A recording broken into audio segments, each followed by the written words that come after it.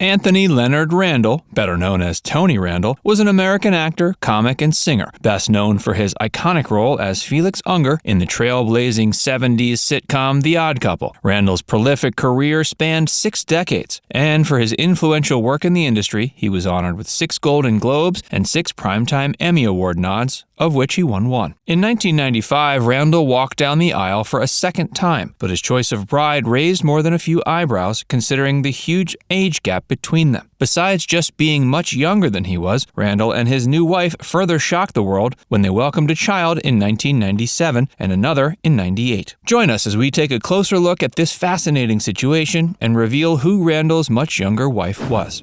Tony Randall's early years. Randall was born in Tulsa, Oklahoma on February 26, 1920. He came from a Jewish family, and his parents, Julia and Mogsha Rosenberg, were art and antique dealers. After graduating from Tulsa Central High School, Randall enrolled at Northwestern University before moving to New York City, where he studied at the prestigious Neighborhood Playhouse School of the Theater. While there, he was understudy for Sanford Meisner, the acting instructor who developed the Meisner technique, and choreographer Martha Graham, who likewise came up with her own signature style of dance known as the Graham technique.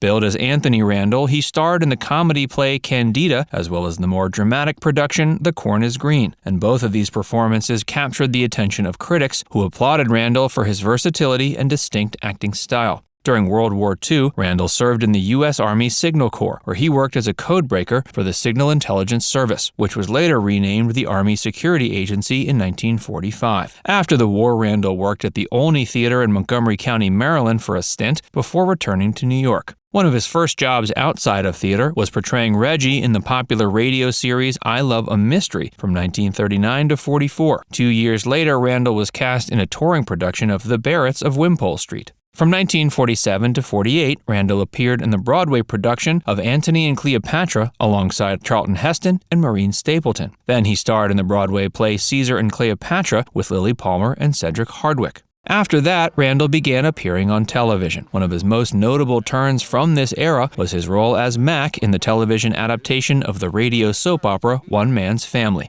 Randall was given his first leading role in the 1955 production Inherit the Wind, and in 1958 he earned a Tony nomination for his leading role in Oh Captain, despite the fact the play was considered a commercial failure. Randall landed his first major TV role, playing a history teacher on Mr. Peepers in 1952. He later joined the cast as a permanent fixture of the series in 55 and remained with it until its conclusion later that year. Randall went on to appear in a number of iconic television shows like The Alfred Hitchcock Hour, Love American Style, and Here's Lucy. Hey, if you're enjoying this video so far, be sure to give it a like and subscribe to Facts First if you haven't already, and stick around for a lot more about Tony Randall. Tony Randall's film career. Randall scored his first role in a feature film in 1957 when he played a supporting character in Oh Men, Oh Women. That same year, he was honored with a Golden Globe nod for his portrayal as the titular character in the comedy Will Success Spoil Rock Hunter. The remainder of the 50s and into the early 60s proved to be quite eventful. He starred in films like Pillow Talk, Lover Come Back, and Send Me No Flowers. The former two even earned him a couple more Golden Globe nominations. In 1960, he shared the screen with Marilyn Monroe in the romantic musical Let's Make Love, and in '64 he played 7 distinct characters in the offbeat film 7 Faces of Dr. Lao. He rounded out the decade with memorable roles in The Alphabet Murders and Hello Down There. In 1970, he returned to television, playing the sarcastic neat freak Felix Unger in ABC's hit sitcom The Odd Couple alongside Jack Klugman. For each season of the series, he earned Emmy nominations, and in 1975, he finally got a win. A year after The Odd Couple's finale, he got his own TV show aptly titled The Tony Randall Show, in which he played a judge in Philadelphia. He followed that up by playing a gay artist in 1981's Love, Sidney. Both of these projects earned him Golden Globe nominations. In '93, Randall reunited with Jack Klugman in the TV film The Odd Couple Together Again. And for the remainder of the '90s and into the early 2000s, Randall guest starred in several TV shows, but never again played another leading man.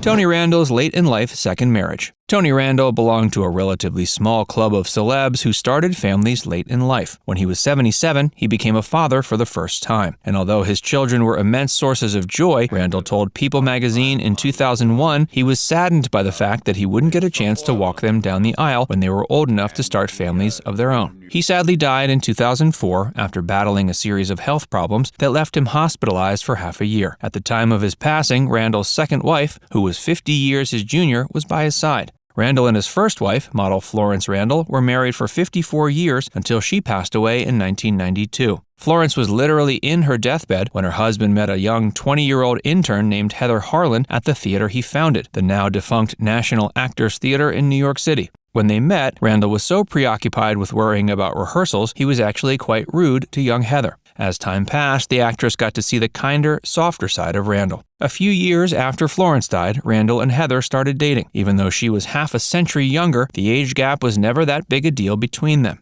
Although they weren't concerned about the difference in their ages, the tabloids had a field day. Mainly, they repeatedly labeled Heather a gold digger and painted Randall out to be a fool who was being played like a fiddle. But Randall and his soon-to-be wife ignored what all the dissenters and naysayers said and focused their energy on building a family. One of the questions people repeatedly posed was whether they had a healthy and happy sex life. Heather later confirmed they did indeed have a normal love life up until the point he had to be hospitalized. And they had 2 children together. Their first child, Julia, was born April 11, 1997, and just a year later they welcomed their son Jefferson into the world on June 15, 1998. Julia has since followed in her father's footsteps and is currently pursuing a career in theater and the arts. So far, she's scored small roles in films like Stevie, New Year's Eve, and White Rabbit. She's also studied at the Guildhall School of Music and Drama in London, and for her final year show, she played Mary Flynn in a production of Merrily. Jefferson has taken a different path and has kept a bit more private and out of the spotlight. In 2008, while promoting her 2009 film Forests of Mystery, Heather told Marie Claire that while it's always horrible for a child to lose one of their parents at an early age, her family's life isn't a tragedy just because Tony died.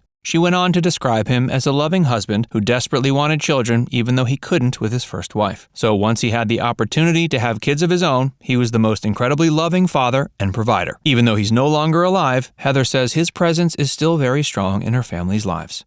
Now it's time to hear from you. Do you think Tony Randall's children are missing something crucial by not having their father in their lives? Let us know in the comment section below. And before you go, make sure you give this video a like and subscribe to Facts Verse if you haven't already. Click the bell icon to stay updated on all our latest content.